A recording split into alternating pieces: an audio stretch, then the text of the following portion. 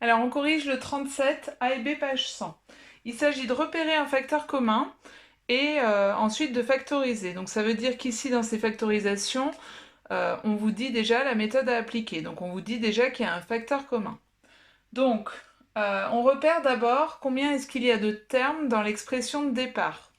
Donc, l'expression de départ, on voit qu'ici, on a un produit. Ici, on a une addition, on a une somme, et ici, on a un autre produit qui est caché.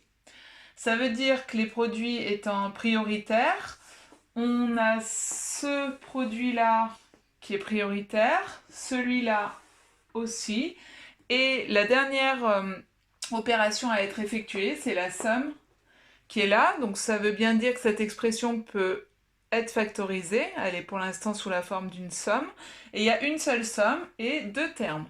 Ça veut dire que le facteur commun est à repérer dans ces deux termes. Donc il doit y être dans les deux. Et un facteur commun, facteur, ça veut dire que c'est quelque chose qui est multiplié. Donc des multiplications, on les a déjà repérées. Il y en a une ici et une là.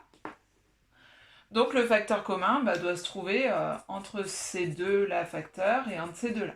Donc on voit que ce qu'il y a en commun, c'est 2x moins 3. Donc je vais le repasser en couleur. J'ai 2x moins 3 fois 24x moins 3 dans le premier terme et 2x moins 3 fois moins 22x plus 5 dans le deuxième terme. Le facteur commun, du coup, quand on factorise, on le réécrit une fois en début de ligne. Et puis on va ouvrir des grandes parenthèses dans lesquelles je mets tout ce qui reste. Alors tout ce qui reste, c'est quoi? C'est 24x moins 3 plus moins 22x plus 5. Et on s'aperçoit que si on devait redévelopper, on trouverait bien 2x moins 3 fois 24x moins 3 plus 2x moins 3 fois moins 22x plus 5, qui était notre expression de départ. Alors maintenant, dans la grande parenthèse qui est ici, je peux simplifier, je peux réduire. En effet, les petites parenthèses, je sais comment les enlever.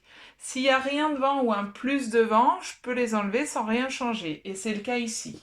Donc ici, je peux réécrire 24x moins 3 plus moins 22x, donc moins 22x plus 5.